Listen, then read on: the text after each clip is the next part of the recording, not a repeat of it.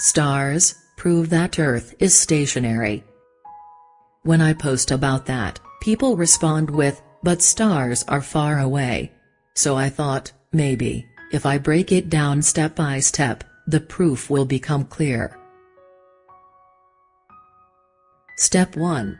If Earth were orbiting the Sun, it would be on the opposite side of the Sun in summer compared to winter.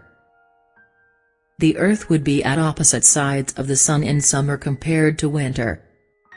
If it takes 1 year to orbit the Sun, every 6 months, Earth would be on the opposite side of the Sun from where it was before.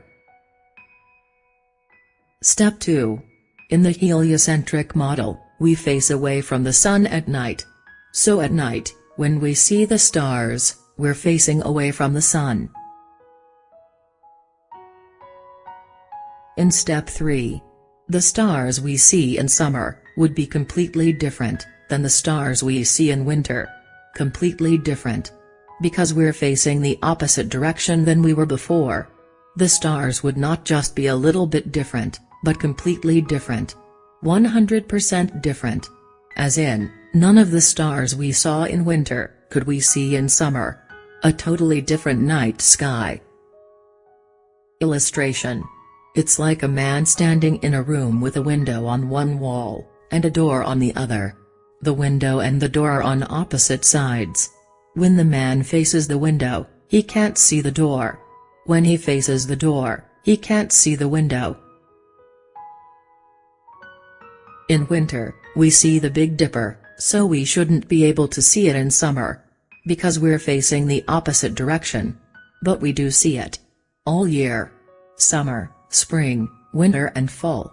So we're not orbiting the Sun. Answering common objections 1. But the stars do change. Yes, we have seasonal constellations like Orion. The stars move according to a pattern. But year-round constellations like the Big Dipper would be impossible if Earth were orbiting the Sun.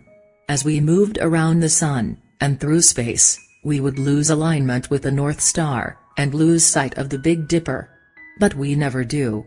The Big Dipper is always visible, proving that we are not orbiting the Sun or moving through space. And stars never change 100% from one season to another. There are always some stars that are visible year-round. Answering common objections 2. We only see the Big Dipper from the northern hemisphere, because it's close to the North Pole. That's not true. The Big Dipper is visible from the equator, and as far south as northern Australia. It is not just visible from the north. Answering common objections 3. But stars are really far away. First, this is based on assumptions, and can't be proven. Second, even if this were true, we could not see stars that are directly behind us, no matter how far away they are. No one knows how far away the stars are. Saying, they are trillions of miles away, is just indoctrination. How do you know it's true? Illustration. It's like a man facing north.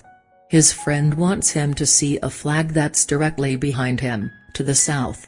But the man can't see it, no matter how far away it is.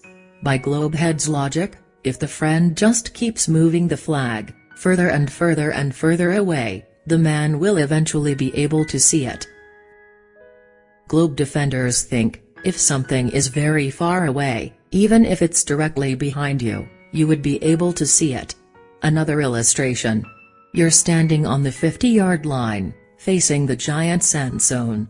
You can't see the jet sand zone. It's directly behind you. Glober logic says if you just keep moving the jet sand zone, further and further away, say 1 trillion miles, you would be able to see it. Standing in the center of the field and facing the giant sand zone, you can't see the jet sand zone. Answering common objections 4. But the stars are orbiting through space too. For this objection to make partial sense, the stars would have to be rotating around the Sun. The Sun would have to be the center of our galaxy. According to the helium model, The Sun is not the center of our galaxy. The center of our galaxy, they say, is a black hole. The priests of scientism put a black hole in the center of our galaxy, casting a spell to crush our spirits. Isn't that comforting, a black hole in the center of it all? It's a typical Jesuit spell, designed to crush your spirit.